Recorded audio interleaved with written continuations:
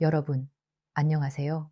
이세나입니다. 오늘 이 영상을 클릭하신 분들 아마 제목 보시고 좀 민망하셨을 수도 있어요. 에이, 이 나이에 무슨 이런 생각 하셨을 수도 있고요. 근데 저한테 진료실에서 이 질문하시는 분들 정말 많습니다. 다만 직접적으로 못 물어보시고 돌려서 말씀하시는 거죠. 선생님, 요즘 좀 기력이 없어서요. 아내가 자꾸 뭐라고 하는데 혹시 이 나이에도 괜찮은 건가요?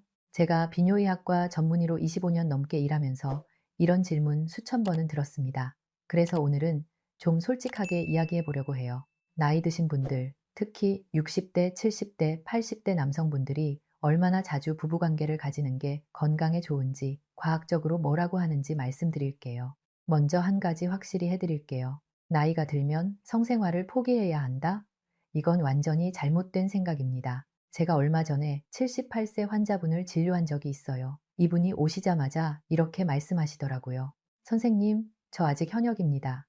근데 요즘 좀 예전 같지 않아서요. 이분, 매일 아침 5시에 일어나서 동네 뒷산 등산하시고 일주일에 3번 수영하시고 손자, 손녀들이랑 놀아주시느라 바쁘신 분이에요. 건강 하나는 청년 못지 않으신데 딱 하나 고민이 있으셨던 거죠. 저는 이분한테 이렇게 말씀드렸어요. 어르신, 전혀 부끄러워하실 거 없습니다. 오히려 이렇게 관심 가지시는 게 건강하다는 증거예요. 실제로 그렇습니다. 연구 결과들을 보면요. 성적 활동에 관심을 유지하는 고령자분들이 전반적인 삶의 질도 높고 인지 기능도 더 오래 유지된다고 해요. 자, 그러면 본격적으로 들어가 볼게요. 성관계가 건강에 어떤 영향을 미치는지부터 말씀드릴게요. 첫 번째, 심혈관 건강입니다. 성관계를 할 때 심박수가 올라가고 혈액순환이 활발해져요. 이게 마치 가벼운 유산소 운동을 하는 것과 비슷한 효과가 있습니다. 계단 두세 층 올라가는 정도의 운동량이라고 보시면 돼요.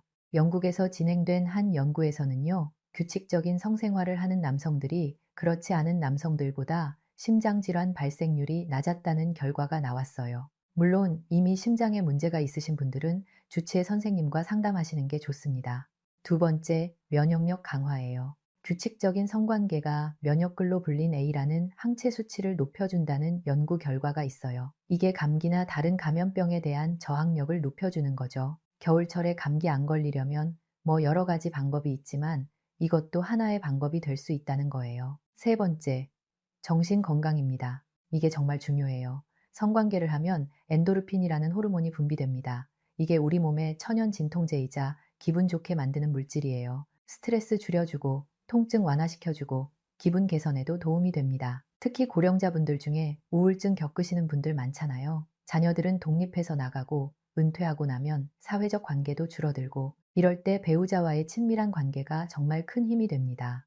네 번째, 수면의 질 개선이에요. 성관계 후에 분비되는 옥시토신과 프로락틴이라는 호르몬이 있어요. 이게 이완과 졸음을 유도합니다. 그래서 성관계 후에 잠이 잘 오는 거예요. 불면증으로 고생하시는 분들 참고하시면 좋겠습니다. 다섯 번째, 인지기능 유지입니다. 이건 좀 놀라운 연구 결과인데요. 규칙적인 성관계를 하는 고령자분들이 기억력과 인지기능 테스트에서 더 좋은 점수를 받았다는 연구가 있어요. 성관계가 뇌로 가는 혈류를 증가시키고 신경세포 성장을 촉진하는 호르몬 분비를 자극하기 때문이라고 해요. 치매 예방에 좋다는 거죠. 물론 이것만으로 치매를 막을 수는 없지만 여러 가지 예방 활동 중 하나로 생각하시면 됩니다. 자, 여기까지 들으시면 이런 생각 드실 거예요. 그래서 얼마나 자주 하라는 거야? 솔직히 말씀드릴게요. 정해진 숫자는 없습니다. 일주일에 한 번, 한 달에 2번, 이런 숫자에 집착하실 필요 없어요. 연구들을 종합해보면요. 중요한 건 횟수가 아니라 질입니다. 얼마나 자주 하느냐보다 할 때 얼마나 만족스러운지, 배우자와 얼마나 연결되어 있다고 느끼는지가 더 중요해요. 실제로 미국 심리학회에서 발표한 연구를 보면요. 일주일에 한 번 이상 성관계를 가진다고 해서 행복감이 더 올라가지는 않았다고 해요. 오히려 강박적으로 해야 한다고 생각하면서 하는 성관계는 오히려 스트레스가 된다는 거죠. 그러니까 여러분, 숫자에 너무 얽매이지 마세요. 제 환자분들 중에 이런 분도 계세요. 선생님, 저희는 한 달에 한 번 정도인데 괜찮은 건가요? 제가 뭐라고 대답하냐면요. 두 분 다 만족하시면 그게 정답입니다. 반대로 이런 분도 계세요. 선생님, 저희는 거의 매일 하는데 제가 좀 이상한 건가요? 이런 분들한테도 마찬가지로 말씀드려요. 두 분 다 건강하시고 만족하시면 전혀 문제 없습니다. 핵심은요, 여러분과 배우자분이 편안하게 느끼는 빈도를 찾는 거예요. 다른 사람들이 어떻게 하는지, 평균이 어떤지는 중요하지 않아요. 여러분의 관계, 여러분의 건강 상태, 여러분의 욕구에 맞는 게 정답입니다. 근데요, 여기서 중요한 문제가 하나 있어요. 진료실에서 정말 많이 듣는 고민인데요. 선생님, 마음은 있는데 몸이 안 따라줘요. 발기부전 이야기입니다. 이거 정말 많은 분들이 겪으시는 문제예요. 60대 남성의 약 40%, 70대 남성의 약 60%가 어느 정도의 발기 문제를 경험한다고 해요. 그러니까 여러분만 그런 게 아닙니다. 아주 흔한 거예요. 제가 얼마 전에 76세 환자분을 만났어요.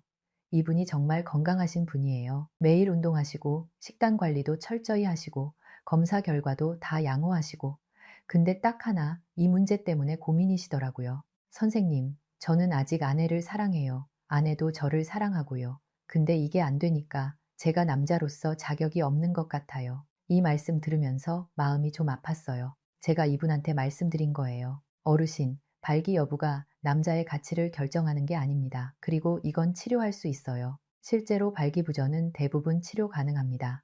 원인에 따라 다르지만요. 혈관 문제일 수도 있고, 신경 문제일 수도 있고, 호르몬 문제일 수도 있어요. 당뇨나 고혈압, 심장질환이 있으신 분들은 이런 문제가 더 잘 생기고요. 또 일부 약물이 부작용으로 발기부전을 유발하기도 해요. 중요한 건요. 부끄러워하지 마시고 전문의와 상담하시는 거예요. 비뇨의학과나 남성의학과에 가시면 됩니다. 요즘은 효과 좋은 약도 많고 다른 치료법도 다양해요. 그리고 하나 더 말씀드리고 싶은 게 있어요. 성관계가 꼭 삽입을 의미하는 건 아닙니다. 나이가 들면서 성관계의 형태가 바뀌는 건 자연스러운 거예요. 젊었을 때처럼 매번 격렬하게 할 필요 없어요. 포옹, 키스, 스킨십, 마사지 이런 것들도 다 친밀감을 표현하는 방법이에요. 제 환자분 중에 80대 부부가 계신데요. 이분들이 이런 말씀을 하시더라고요. 선생님, 저희는 요즘 손잡고 산책하는 게 제일 좋아요. 밤에 잠들기 전에 서로 안아주고요. 그게 젊었을 때 그 행위보다 더 행복해요. 이게 진짜 성숙한 친밀감이에요. 삽입 여부나 횟수에 집착하지 마시고 배우자와 어떻게 연결되어 있는지, 어떻게 사랑을 표현하는지에 집중하세요. 자, 이제 좀 다른 이야기를 해볼게요. 배우자가 없으신 분들은 어떻게 해야 할까요? 이것도 진료실에서 많이 받는 질문이에요. 선생님, 저는 아내가 먼저 떠났어요. 혼자인데, 그래도 이런 욕구가 있는 게 정상인가요? 당연히 정상입니다. 성적 욕구는 나이와 상관없이 존재할 수 있어요. 배우자가 없다고 해서 그 욕구가 사라지는 게 아니에요. 그리고 그걸 부끄러워할 필요도 없고요. 혼자 계신 분들도 자기 자신과의 친밀감을 유지하는 게 중요해요. 자기 몸을 돌보고 자기 감정을 인정하고 필요하다면 자위 같은 방법도 있고요. 이게 건강에 해로운 게 아니에요. 오히려 스트레스 해소나 수면 개선에 도움이 될 수 있어요. 물론 새로운 파트너를 만나실 수도 있고요. 요즘은 시니어분들을 위한 모임이나 동호회도 많잖아요. 다시 사랑을 시작하는 것도 전혀 늦지 않았어요. 또 하나 중요한 게 있어요. 부부 사이의 성적 욕구가 다를 때요. 이것도 정말 흔한 문제예요. 한쪽은 원하는데 다른 쪽은 별로일 때 이걸 어떻게 해결해야 할까요? 제가 드리는 조언은요. 대화하세요. 많은 분들이 이 주제를 터부시해서 이야기를 안 하세요. 근데 그러면 문제가 해결이 안 돼요. 오히려 서로 오해만 쌓이고 한쪽은 거부당한다고 느끼고 한쪽은 압박받는다고 느끼고 부부가 함께 앉아서 솔직하게 이야기하는 게 중요해요. 나는 이런 게 필요해. 나는 이런 게 불편해. 우리 이렇게 해보면 어떨까? 이런 대화가 필요합니다. 그리고 중요한 거 하나요. 상대방의 욕구를 무시하면 안 돼요. 한쪽이 계속 거부만 하면 다른 쪽은 상처받고 관계가 멀어지고 심하면 다른 곳에서 위안을 찾을 수도 있어요. 반대로 한쪽이 계속 강요하면 그것도 문제고요. 서로 존중하면서 절충점을 찾는 게 중요합니다. 예를 들어서요. 삽입은 어렵지만 다른 방식의 스킨십은 가능하다면 그걸로 대체할 수 있어요. 아니면 빈도를 조절한다든지 중요한 건 두 사람 다 만족하는 방법을 찾는 거예요. 자, 이제 정리해 볼게요. 오늘 제가 드린 말씀 핵심만 다시 한번 말씀드릴게요. 첫째, 나이 들어도 성생활은 건강에 좋습니다. 심혈관 건강, 면역력, 정신 건강, 수면, 인지 기능 모두에 긍정적 영향이 있어요. 둘째, 횟수보다 질이 중요합니다. 일주일에 몇 번이라는 숫자에 집착하지 마세요. 여러분과 배우자가 만족하는 빈도가 정답이에요. 셋째, 발기부전은 부끄러운 게 아닙니다. 아주 흔한 문제고 대부분 치료 가능해요. 전문의와 상담하세요. 넷째, 친밀감은 삽입만이 아닙니다. 포옹, 키스, 손잡기, 이런 것들도 다 중요한 친밀감의 표현이에요. 다섯째, 배우자가 없어도 괜찮습니다. 자기 자신과의 친밀감을 유지하는 것도 건강에 좋아요. 여섯째, 대화가 중요합니다. 부부 사이의 성적 욕구가 다르면 터놓고 이야기하세요. 마지막으로요.